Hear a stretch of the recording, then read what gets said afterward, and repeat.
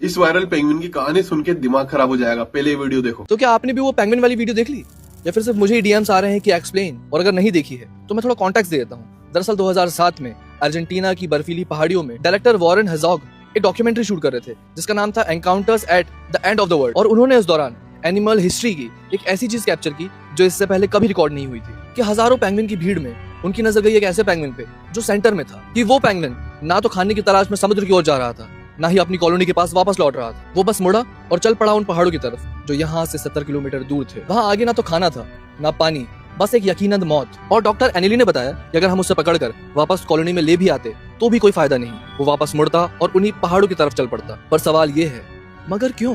देखो, ये एक ओपन एंडेड क्वेश्चन है, इसके हजारों परम्यूटेशन कॉम्बिनेशन सही आंसर्स हो सकते हैं। मैं साइकोलॉजी से संबंधित हूँ तो मैं उसके अकॉर्डिंग अपना आंसर दूंगा, पर मैं चाहूंगा कि आप लोग भी अपनी राय कमेंट सेक्शन में बताओ कि वो इन पहाड़ों पे जा क्यों रहा था, क्योंकि आपका ओपिनियन भी सही हो सकता है। दरअसल 1920 में सिगमंड फ्रॉइड ने किताब लिखी थी बियॉन्ड द प्लेजर प्रिंसिपल। इस किताब में उन्होंने ह्यूमन बिहेवियर को दो अपोजिट फोर्सेस में डिवाइड किया था। पहली होती है इरोस, द लाइफ इंस्टिंक्ट। ये वो फोर्स होती है जो हमें जिंदा रखती है, रिप्रोडक्शन और सर्वाइवल के लिए पुश करती है। और दूसरी होती है थैनाटोस, द डेथ ड्राइव। और ये दूसरी फोर्स ज्यादा डेंजरस है। फ्रॉइड कहते हैं कि life is full of tension, और थैनाटोस फोर्स का मतलब है उस टेंशन को खत्म कर कंप्लीट साइलेंस में वापस लौट जाना। पर आपको पता है, फ्रॉइड ने ये थ्योरी हमें डराने के लिए नहीं, हमें जगाने के लिए दी थी। ये थ्योरी ये साबित करती है कि जिंदा रहना कोई कोइंसिडेंट नहीं है, ये एक अचीवमेंट है। कि हर सुबह जब आप उठते हो और थैनाटोस फोर्स की आवाज को इग्नोर करके आप काम पर जाते हो, तो आप नेचर की सबसे बड़ी फोर्स को हरा रहे होते हो। उस पेंगुइन के पास शायद कॉन्शियसनेस नहीं थी, इसलिए थैनाटोस फोर्स वहां जीत गई, पर आपके पास है। लाइफ मुश्किल है, 100% सही, बट वो स्ट्रगल्स ही एक ऐसी चीज है जो आपकी लाइफ को और रोमांचक